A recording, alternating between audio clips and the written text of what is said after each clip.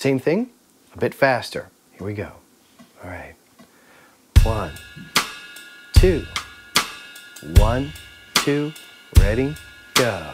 G, E minor, C to D.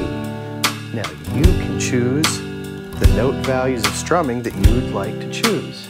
I'm doing half notes right now. 1, 2, 3, 4. 1, 2, 3.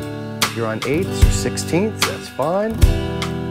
We're playing music together, and I'm going to break off and do something a little bit differently.